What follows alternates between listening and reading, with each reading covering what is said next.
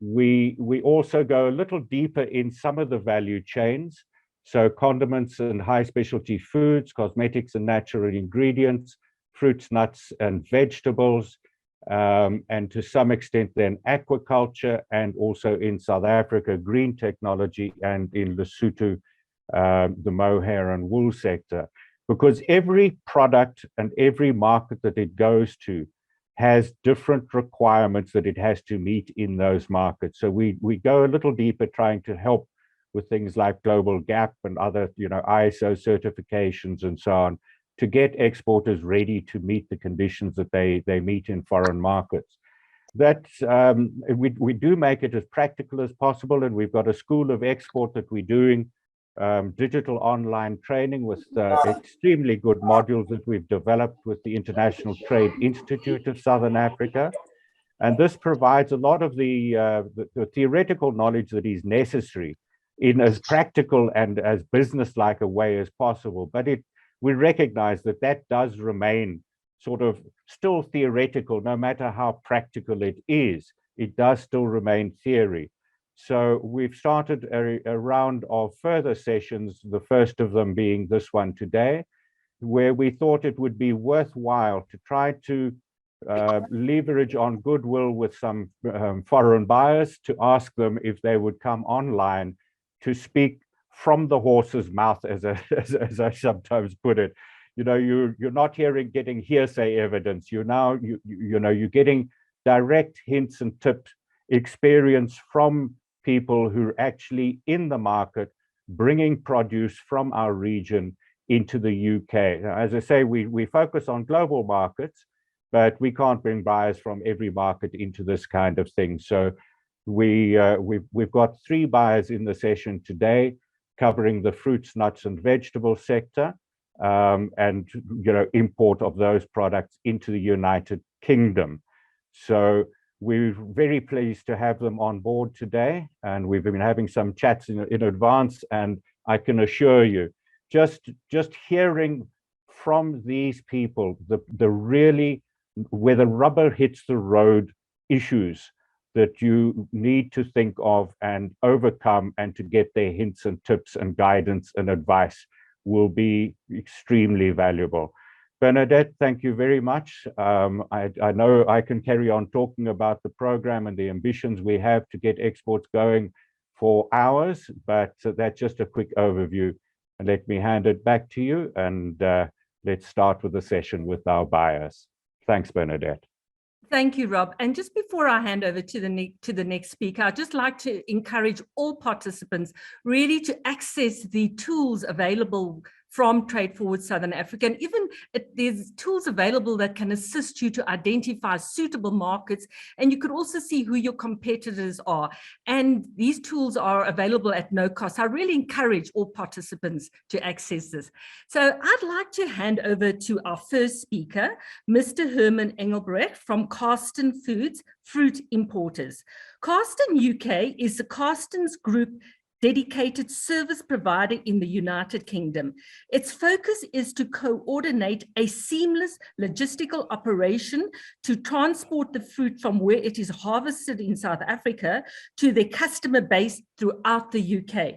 Karsten UK is responsible for receiving, storing, and distributing the product according to marketing requirements. The facilities also offer repacking services. Karsten UK undertakes all aspects of product management, including stock control, quality assurance, managing daily orders, and the planning functions required. Karsten UK delivers fruit directly from the point of arrival to the depots of customers. Thank you, Herman.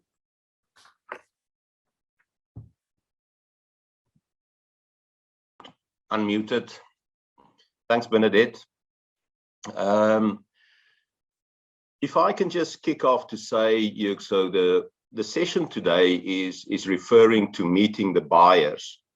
In my case, I'm starting the conversation not as a buyer, but as a grower and producer of fruit. Our business, the Karsten business, is a family business that started producing grapes along the Orange River in 1968. So we've been going for more than 50 years as a growing organization. At the time, Pete Karsten, as the founder of the business, started with 12 hectares of grapes, so that he bought with a bank loan on a small island in the Orange River called Cannon Island. Today, we produce fruit on more than 2,500 hectares, sort of in South Africa, spread along the Orange River and also in the Western Cape of South Africa. The main products that we focus on is table grapes, citrus, nuts, pecan nuts specifically, and dates. In 2004, 2005, we took a decision as a business, and the main reason for taking that decision was to protect the future of our business. So that decision that we took in 2004 was to start exporting our own product, and in 2005 to set up Karsten UK to import our own product into the UK. So as a grower organization out of South Africa, we have created a vertically integrated supply chain, growing our own product in South Africa, marketing our own product from South Africa, shipping our own product out of South Africa, receiving it in the UK, and then supplying it to our retail customers in the UK. Following on that, in 2012, we've also set up another business in Holland, so to supply our European customers. So Karsten Europe was set up in 2012, doing exactly the same, receiving the product from Karsten and any other grower around the world, repacking it for so in the packs and final sort of requirements demanded by the retailers, and then supplying those products. Why did we do the vertical integration? One was to control the supply chain, because the supply chain is the highest cost component in the final delivered price of your product that's going into the retail market. And if you can't control the supply chain, you're in trouble.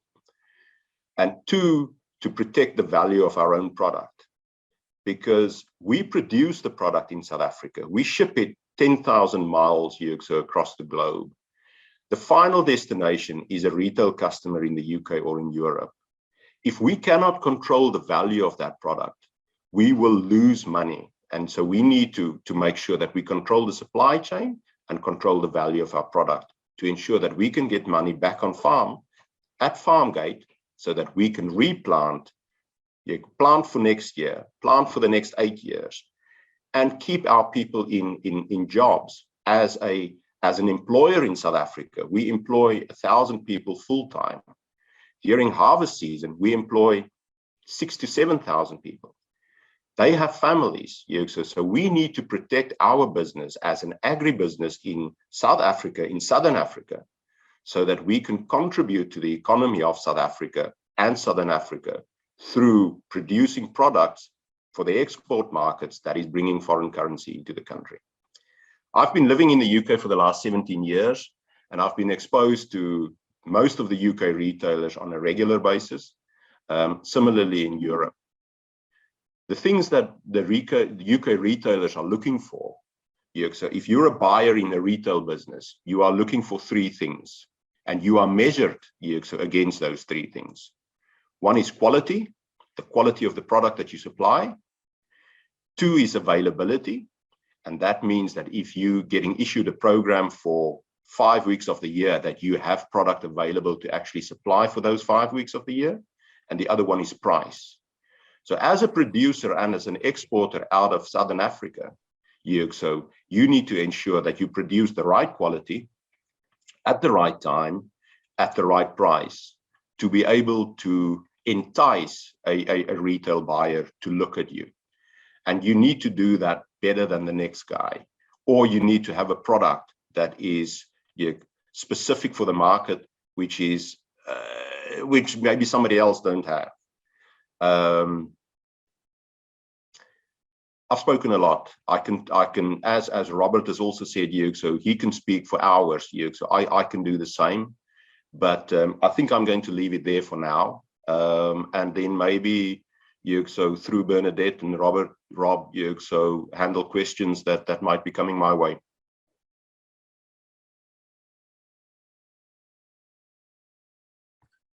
Thank you, Herman, for that presentation. And we can just see, the opportunities that are available. And you mentioned the key factors, the availability, the capacity, price, and quality. That is key. So if exporters from South Africa have those factors in place, they have a very good chance in the UK market.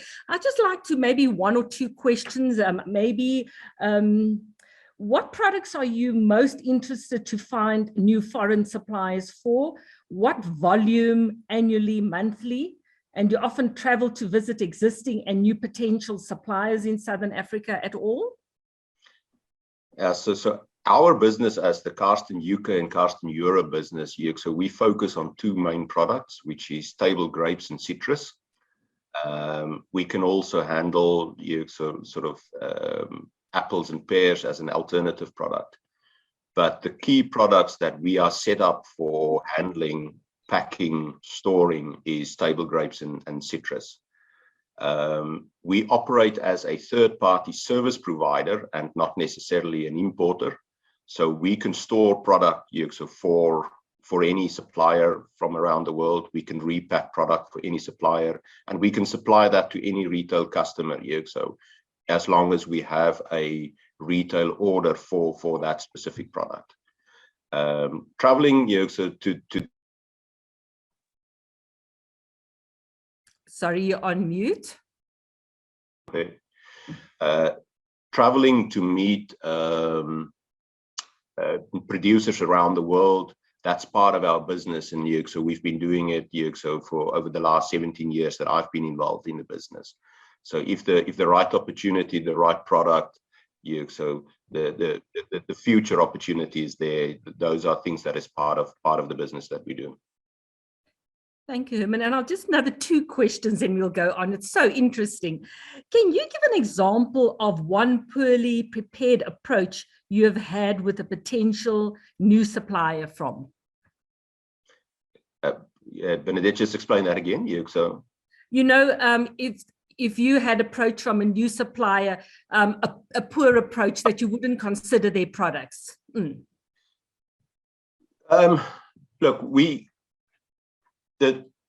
I think I try to answer the question in this way. A lot of producers pick up the name of an importer or a potential importer in the UK and in Europe, and then take a shotgun approach to shoot out to the wider world to say, come and get me. And that is not necessarily the way that I would react to an approach, so because I know that producer is speaking to 1,000 other importers out there, just trying to create some interest. But if I get a direct approach with a specific product, with details around where the product is produced, the quality, the accreditations that are in place, the need of that producer, that then leads to opening up that door for conversations and future discussions. So my suggestion would be for any grower supplier out there, if you are interested in the overseas market, if you are interested to export, try and identify who the key players in the foreign markets are, and try to approach those key players on a direct basis, not using a shotgun approach, but more a rifle approach where you target one or two specific guys to deal with. Thank you, Herman. I'll just have one more question, but I think, from your presentation, I think the important factors is quality, capacity, availability, and also price. Those are very key factors. And then also what are the most common payment terms you apply with your suppliers from Southern Africa? 60, 90, 180 days or more?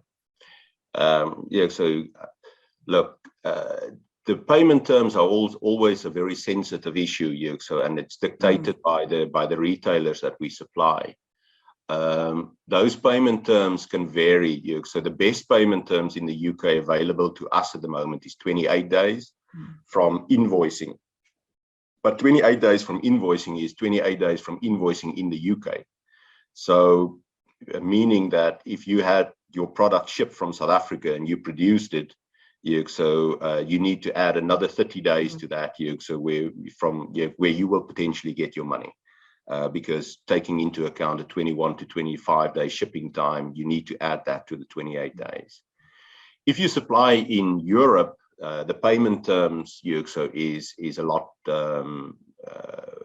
longer.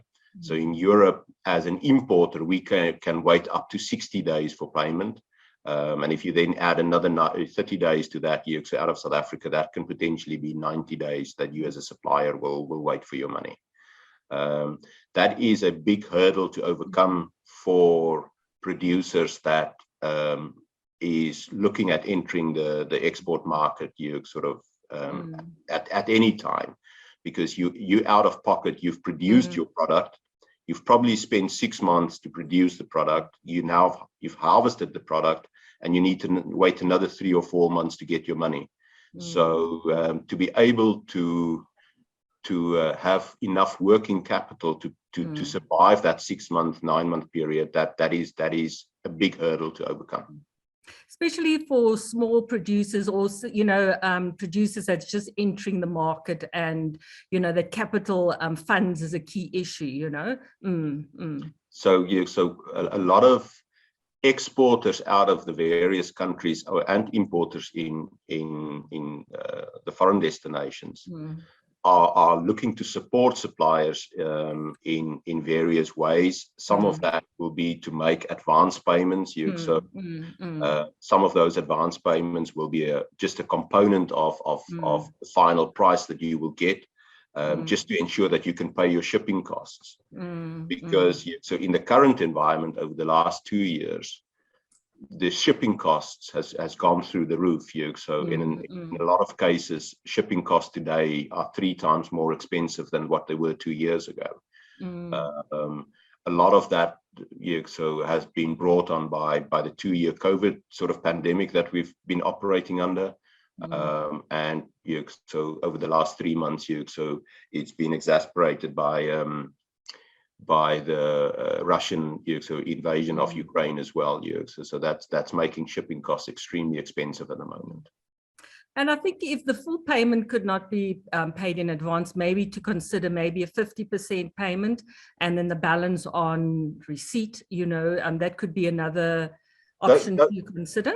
Those are the things that importers will look at, but the dilemma that we have in our industry is that we're dealing with a fresh product, and we never know what the quality of the product is going to be like when we receive it in the final year, so in foreign markets. So you might be sending the perfect product out of South Africa, or Mozambique, if it's citrus. But by the time it arrives in the UK, so something has gone wrong with that product. So as an importer, you also need to protect your own sort of, you're taking a risk by paying and making an advance payment, and then you receive a product that is not good enough. So it is a fine balance, to cover the cost for the producer, but also to reduce the risk for the importer. There has to be some guarantees in place to basically to protect both the importer and the exporter. Correct. Thank you, Herman. We could go on forever, but thank you. Thank you for a very interesting session. And we look forward to engaging with you in the near future. And I'm sure you'll also be receiving quite a few inquiries. And thank you for your time. It was very interesting. Thank you. And my pleasure, and I would love to engage again. Thank you so much. Thank you for your time. And now the next speaker is Mr. Marvin Machando from Zambezi Foods, food importers. Zambezi Foods is one of Britain's largest importers and wholesalers of South African and Zimbabwean soul food. We bridge the gap between South Africa, Zimbabwe, and the world, importing high quality and 100% authentic African groceries to the UK. We serve hundreds of independent shops, retailers, and butcheries who want to turn more heads and make more sales.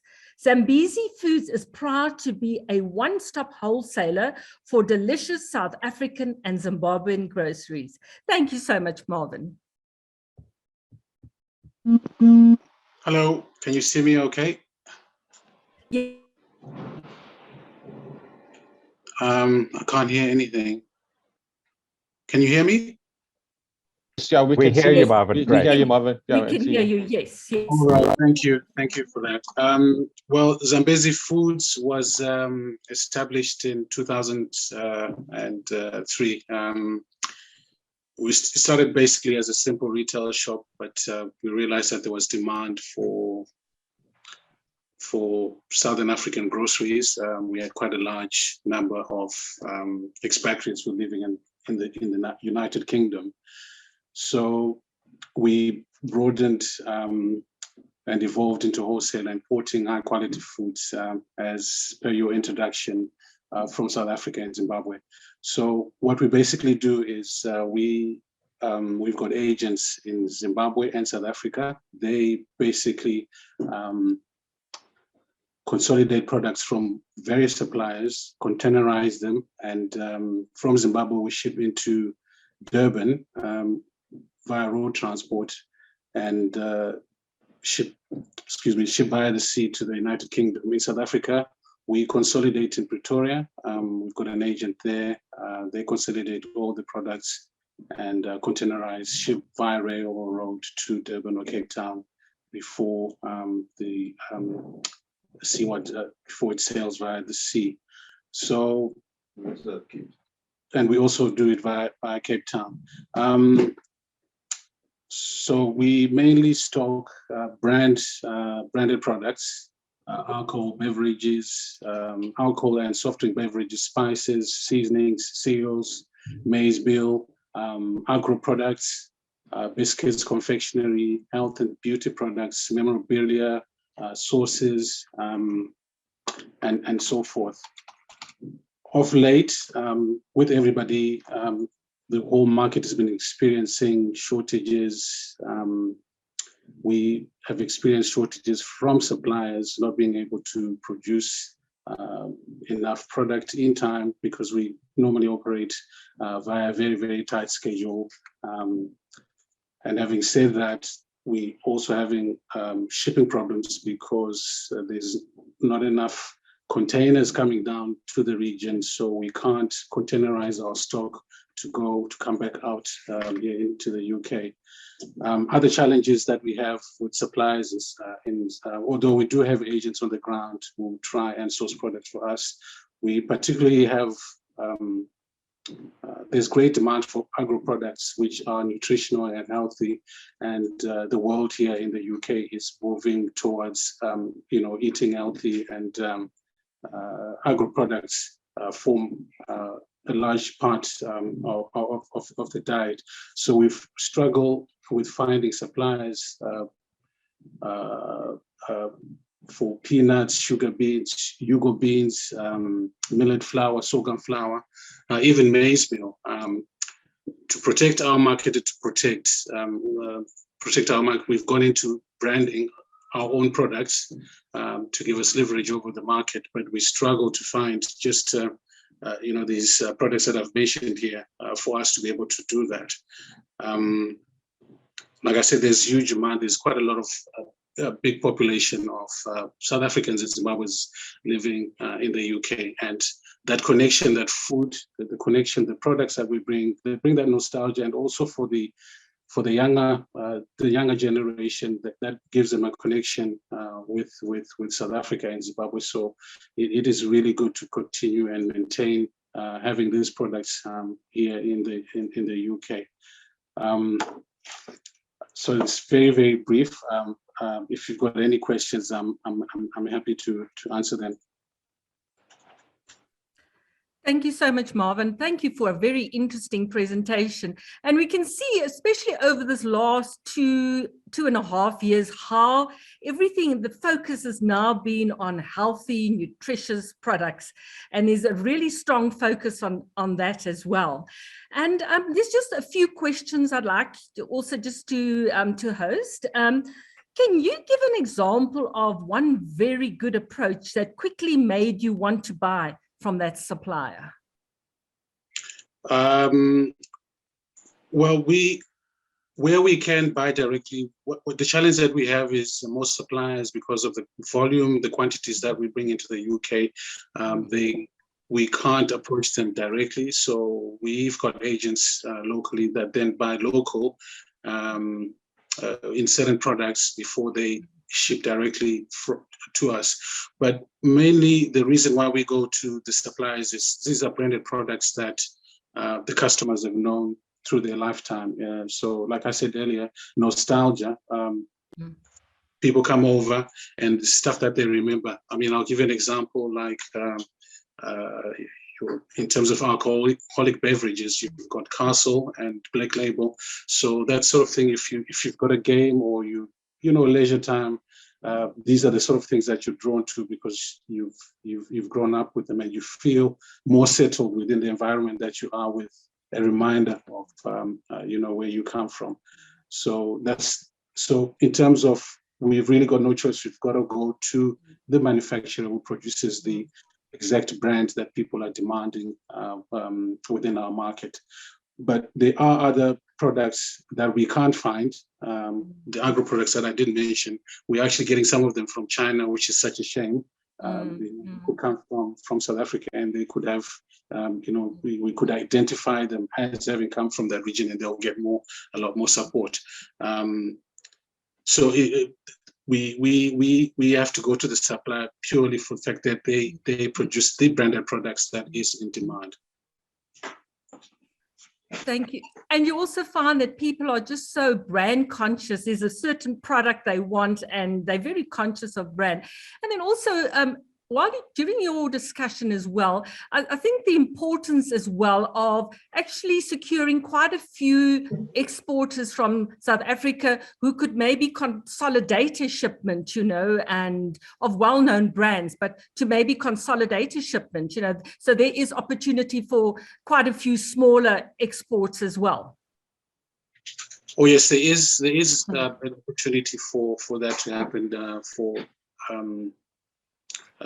for smaller you know operations to be able to do this exact same thing. I mean, we also get inquiries from Australia, from America, from Canada, of you know retailers who want to stock the products, but they just don't know how to go about doing it. And we're not in a position to bring the stock into the UK and then ship it out again. It's then ends up costing a whole lot more to the final, you know, to whoever will be buying the product. So there's a lot of potential there. At the same time, there isn't a central database for, you know, for somebody like us. When we started, we had to fly out into South Africa or Zimbabwe to establish relationships. Whereas here in the UK, you can establish a relationship just via the phone or via the internet. You don't need to meet anybody. So, so there's definitely an opportunity for smaller exporters and distributors to actually, you know, work together and consolidate a shipment. So there's definitely that opportunity there. And then also, do you often travel to visit existing and new potential suppliers in Southern Africa at all? We used to do that quite a lot in the beginning, but we've pretty got solid relationships now. So we don't travel as much. And like I said, we've got agents that pretty much do the work, most of the work, the groundwork for us. So we don't have that direct link anymore, especially with South Africa. We don't have direct link with the actual manufacturers. Whereas in Zimbabwe, it's a little bit different. We've got direct link with some of the manufacturers, and they will supply us directly, although the agent will consolidate with the smaller manufacturers to give us one shipment. And also, if we have some exporters or distributors that's participating today and they would like to be included on your database to supply,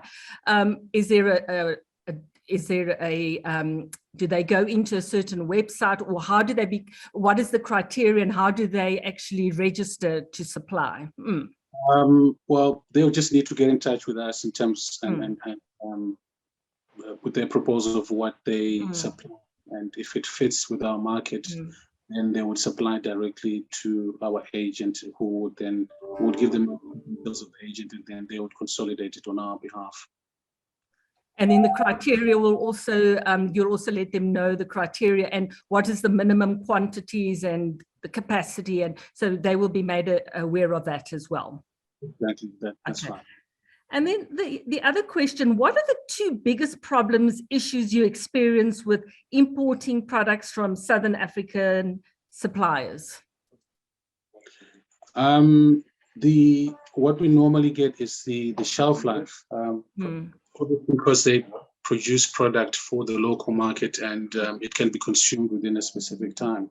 So if we have a supply challenge for containers, for example, or recently in Durban we had the floods and the containers can't move for challenges we had in the last 6 months is containers have not been able to move for 2 months, and the stock only has a shelf life of, say, 4 months. We normally can get rid of it if it arrives on time, but that is a struggle. If it sits there, then we're in big trouble. So that's the biggest challenge in terms of the shelf life that we can get. And we know we can get longer life if the suppliers can do it, but they want larger orders. And with our market, we can only sustain certain volumes. So we struggle with that. Where they can, we get very long dates when we get the export, when they make stock specifically for the UK market. There is also, while South Africa and Zimbabwe do follow strict guidelines in terms of producing milk, which ends up in food products. We would love or would urge, whoever is responsible to get affiliated with the EU regulations. I think there's an inspectorate they need to sign up. South Africa and Zimbabwe haven't done that, so there's a big opportunity for products that contain animal products, especially milk, to come to the UK or the UK market. But there's a restriction there because it hasn't been ratified. And there is a process. There maybe somebody can look into that. That's something that really needs to happen because it just eliminates certain products from the UK market and in fact from the Western market, if I can put it like that. We'll definitely make a note of that and address that. And the last Bernadette, question, sorry, I see a couple of questions in the chat bar specifically for Marvin. Can I read them out to Marvin? Yes, sure, quickly? perfect, absolutely. Sorry for jumping in. No, Marvin, absolutely. it's intended to be a kind of an exchange as opposed to a formal presentation, so I hope you don't mind, Marvin. You've been generating some good interest here. The question from Mapabalo Ntobaki, saying, hi, have you thought of expanding to nearby countries, especially now that you have shortage of supply? You mentioned that you were having difficulty, finding supplies of certain things. And, if it's branded products, obviously that would be difficult. But if you are branding your own products, would you perhaps be able to deal with suppliers based in Lesotho, Namibia, Botswana, Eswatini, or Mozambique as well?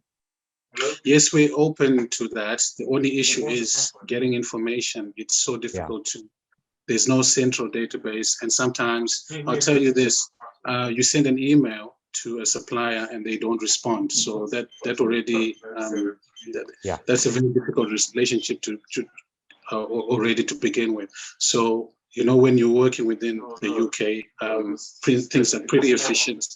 I can pick up the phone, I can send an email, and I know I'll get a response at least certainly within 24 hours. So, and also the way presenting the information, if somebody is in business, they need to present the information in a way that that gives us confidence. So while you might be able to supply a lot of things, if you've got a Gmail account or you've got the number, everything's not correlating, it makes it really difficult for us to engage because we're going to need to pay you.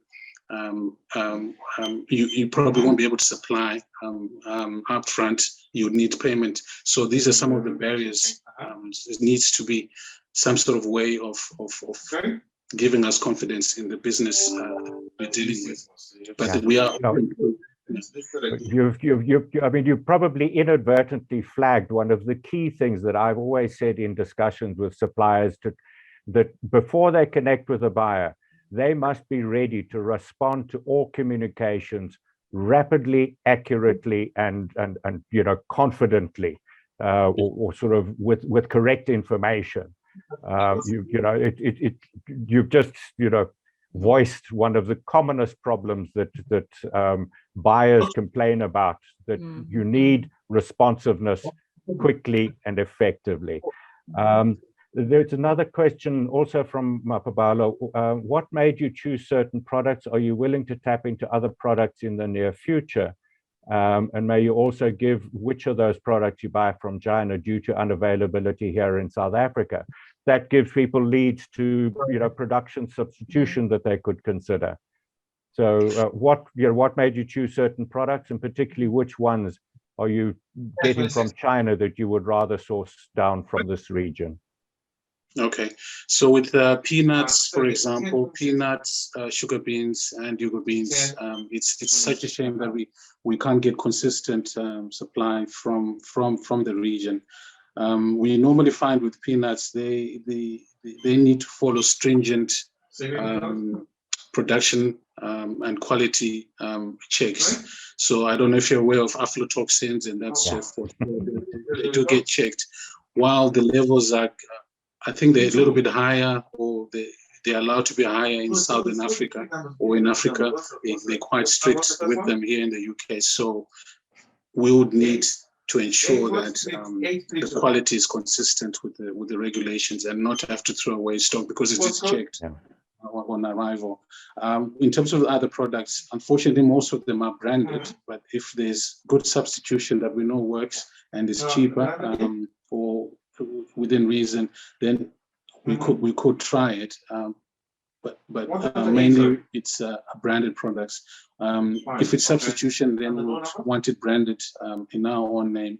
That would make it easier for us to sell and convince our customers to purchase. Super. There was one other question from Sashika Jagannath. She says she would love to hear more about partnering as a supplier to Zambezi Foods, and she gives her email address. We'll maybe share that to you. It's in the chat bar if you want to follow up there. I see there's another one that's just come in from a good day. I'm particularly interested in shelf life, as well as we're an alternative product and do not have preservatives. Sashika Jagannath, top rotis. That's interesting. I think that's more of a comment than a question. Back to you, Bernadette. Sorry, I just saw the questions and thought throw them in. Thank you, Marvin. Also, thank you for such an interesting and informative session. There, once again, we could continue for a much longer period, but we will definitely be engaging, and we will definitely be in contact very shortly as well. Now, I'd like to introduce you to our next speaker, Mr. Darren Shesai, IPL Nut Importers. IPL is one of the largest privately owned food processing businesses in the UK, with thousands of colleagues across multiple sites in the UK and in our country offices around the world. They source and pack a range of products for Asda, including cereals, snacks, desserts, and ingredients for baking. They source directly in bulk format from 25 different countries, allowing them to focus on quality and providing greater control and transparency of the supply chain. Our dry packing facility at Telford oversees over 40 million packs per year and allows us to efficiently pack in various retail formats. Thank you so much, Darren. Thanks, Bernadette. Shall I do a quick sound check? Can you hear me? Yes. You can. Okay. Okay, so our nuts and dried fruits division, we source about 2,000 tons of cashews. That's in bulk kernel format a year. That's packed directly into retail pack format at our facility, as you said, in Telford. We also buy raisins and dried mango directly from South Africa. And within our wider group, we import a lot of fresh produce from Africa, such as table grapes. We've got 2 approved West African suppliers of cashews, one in Benin and one in Ghana. and we work closely with those, both suppliers, before the factories were even built, because we recognized that we needed to get certain technical procedures in place there for them to even have a chance of supplying into UK retail. I'd say, however, the majority of what we still buy from Vietnam. For private label products, the preference for most large UK retailers would be for a packer or an exporter to have a GFSI food safety accreditation in place, such as BRC, for instance. Alternatively, they may choose a distributor that has GFSI accreditation and can approve your factory in compliance with their own GFSI accreditation. GFI is just a group of accreditations, including BRC, IFS, etc. That just means that you've been audited to a particular level of food safety.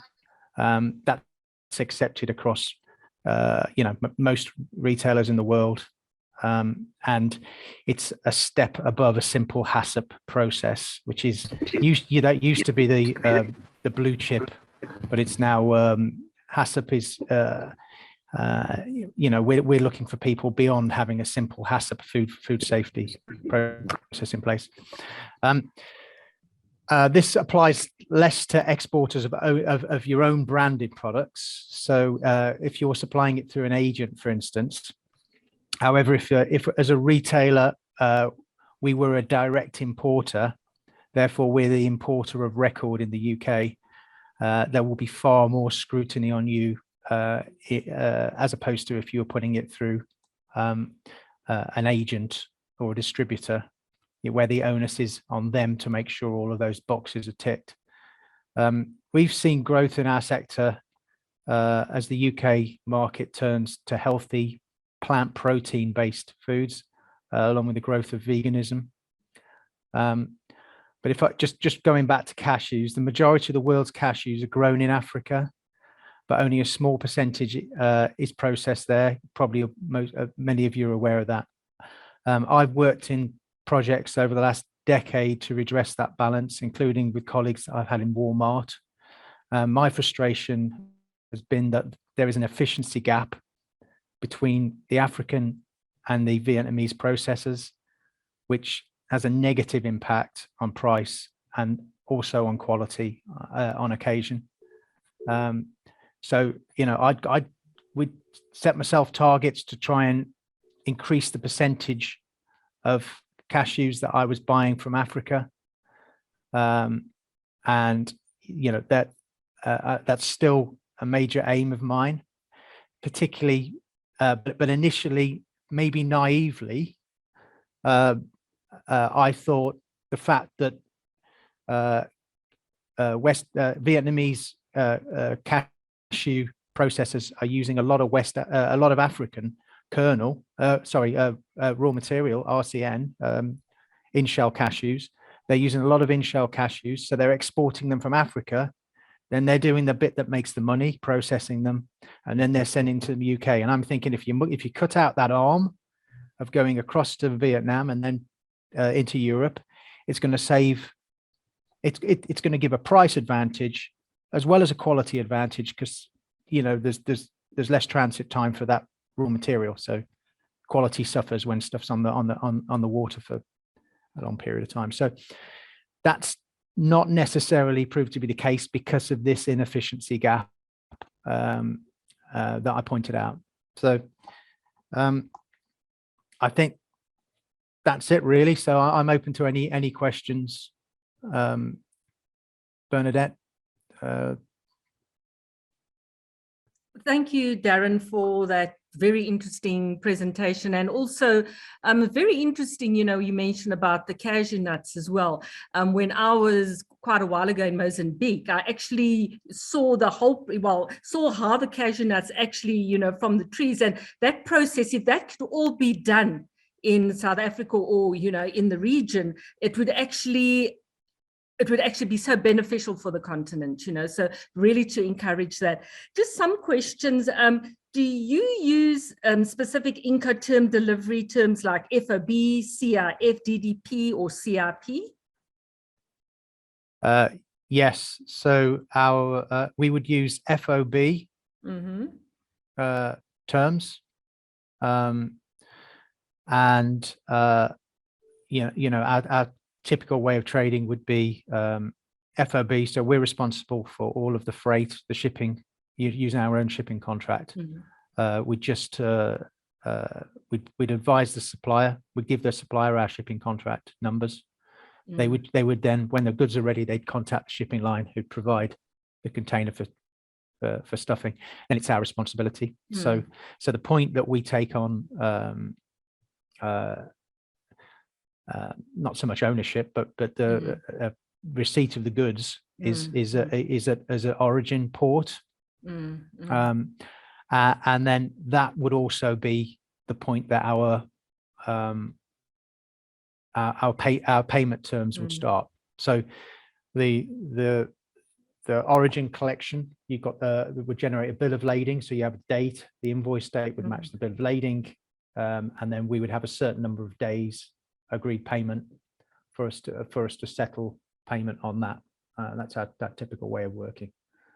I think with the FOB term as well, it gives you you're able then to monitor the shipment as well. So it gives you much more the ability to monitor and to check that shipment as well. Correct. And theoretically, we should get a better rate because of the volume that we're taking from that port.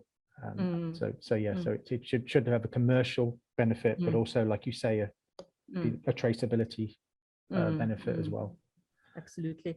And do you customs clear shipments in the UK, or do you expect the supplier to handle that? No, we do everything from the point of collection at origin. So once the supplier has stuffed the container and it's arrived in port, we're responsible for it end to end. And do most of you? Sorry, there are a couple of questions popping up here as well, if I can jump in. Wonderful. Not too difficult. Darren, a question from Andrew Bolter, who's from the Mpumalanga Economic Growth Agency in South Africa, saying, "Hi, Darren, do you handle macadamia nuts? If so, is this going into the ingredient trade or consumer market?" Macadamias are, if we look at the full nut basket, going from peanuts at the top and then down to almonds in volume, in world volume, and hazelnuts, macadamias are pretty much at the bottom volume wise. For instance, we pack macadamias as an ingredient for a desserts and baking section of the stores. And that would be a small grade, broken grade, style 4 type grade. But we're also including it in a mix. We haven't found that yet that we get huge sales from macadamias. So it's it's a grow. It's something we could definitely grow. Although as the person questioning me would probably agree. They've always been an outlier price-wise. They've been 4 or 5 times as expensive as some of the other nuts that we buy. Just a follow-on thought from my side. If somebody was to approach you, to supply macadamias, I presume you'd be wanting spec sheets and, moisture content, that kind of thing. Yeah. Analysis. So we supply anybody that's looking to supply. We will share our specification, and that specification is signed. So we always work to our specification, not a supplier specification. Yeah, super. Thanks, Bernadette. That was it. And then also, do most of your goods arrive by air or sea from Southern Africa? Most of the, all of the nuts and dried fruits that I deal with come in from the sea. Now, the fresh produce, which is huge volumes. Mm. That will primarily come in from the sea, but obviously there's the shelf life issues and stuff like that. So it's a mixture of both, as far as I'm aware. But it's not my area of expertise. Then the last question, what are the most common means of settlement you use with suppliers from Southern Africa? Payment on delivery, the LC, or any other methods? Open payment terms, so payment on trust. I don't want to go into too much detail about payments, but that's generally it. Okay, and sorry, Bernadette, can I just ask a follow-up clarification on that? Presumably that open account is because you're dealing with regular suppliers that you've got a level of trust built up over the years. With a new supplier, you'd probably try to arrange some sort of documentary payment system? No, so the way we pay is payment on trust. So we're not actually paying for those goods until they've arrived. So if you follow me, so it varies based on transit time, etc. But payments are agreed so that we're receiving the goods first. So we don't have that risk. So if you're doing most of your transactions on FOB basis, so as soon as it's delivered at the harbour on board the ship, the payment would trigger, or would you be? No, yeah, that's when the clock starts for our agreed payment terms. Okay. And in certain instances, if they're small exporters, would you look at different options, or is that your set payment terms? So I don't want to go too much into that, but yeah, it would obviously be a commercial disadvantage or a competitive disadvantage to a supplier if they can't offer that. Perfect, thank you. I also thank you so much, Darren. We could also continue with this session. It's just so interesting. So we'll definitely be engaging in the near future, and to have a follow-on session. And thank you. I mean, it was really so interesting and informative. And thank you for that session. And I'd like to now hand over to Rob Canava, the trade advisor, JCCI, to closing comments. And thank you so much. Yeah, thank you, Bernadette, and thank you to the JCCI team, Bernadette and Busi, and obviously to the TFSA team, Rob, thanks again. But most importantly, thank you to Herman, Marvin, and Darren. I think from our side, thank you so much for the information that you shared. It's been invaluable. I also want to say thank you for sort of supporting and procuring from the region. I mean, it obviously means a lot.